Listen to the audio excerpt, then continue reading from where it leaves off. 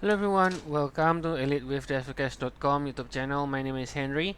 Today I will be looking at this GDXJ.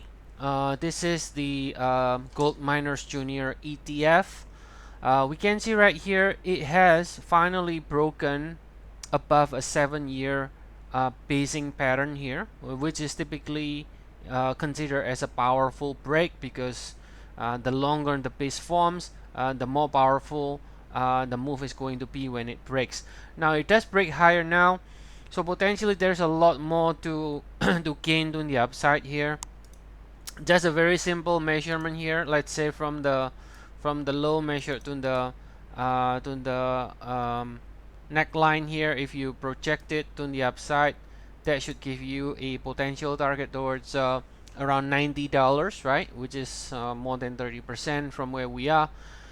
So this is looking very interesting in the GDXJ, and so it should signals that all the gold miners are going to perform very well down the road, okay, in the next few months, few years.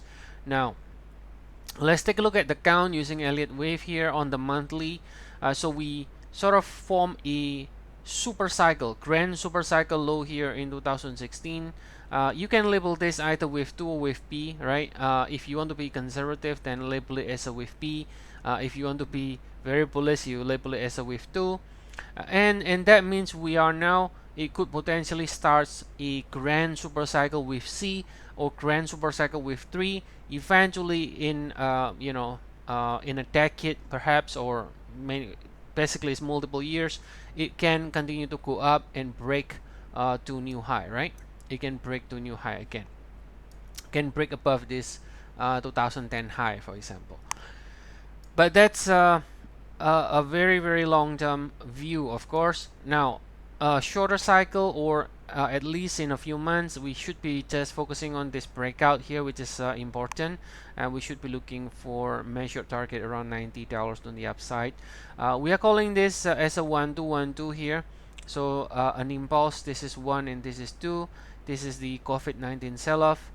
It turns out to be a false breakout, only to reverse higher again and even break above that previous peak, as well as this previous peak in 2016, right? So very bullish behavior. And now we can have two options here. We have two options in the GDXJ. I will present all options to you. So first option is 1-2-1-2 and we are still within the wave 1 here from the March low COVID-19, right? So if we look at the daily chart now in the GDXJ, you can see this is the March low over here.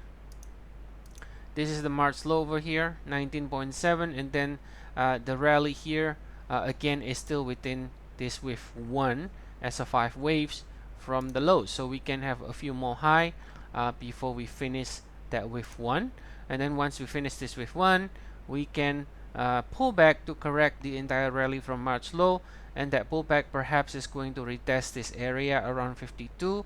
So let's say 52 to $50 is going to be the new sort of floor. Typically, once you break above such a massive sort of resistance here, we're gonna be retesting at some point down the road. So retest of 50 to 52 is going to find support here and is going to likely turn into support, and then as a launch pad for the next big move to the upside later on in the GDXJ. Okay, now if we take a look now at the daily, now I put down here alternate view. So alternate view is this June pullback here.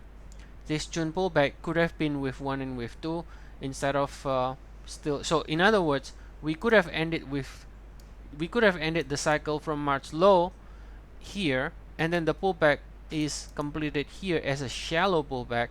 Now in this alternate view here, you can take a look at this. In the alternate view here, what we are doing now is we are already in a powerful wave 3. So in that case, if this alternate view plays out, this is actually, we're not going to be getting any pullback, meaningful pullback, because we are in the wave 3 in that case, right? Now in the sort of the less bullish view, or which is what I consider as perhaps the better conservative view or the primary view, then this could be still within the same cycle from March. So if that's the case, then a few more high can finish this cycle, get a pullback, and then into maybe retesting 50, 52. Then from there we can launch again to the next leg higher. Okay, so that's the whole idea here in the GDXJ. This is for medium to long term kind of view here, not for short term trading, of course, but this is looking very, very interesting. All right, so we don't cover GDXJ in our service. We have GDX, however, in the group 3. So you can feel free to check our service if you are into ETF and stocks. Then it should be group 3 for you. Okay, and I will provide the link again from the trial and also the promotion that we have in the description of the video. So see you all again.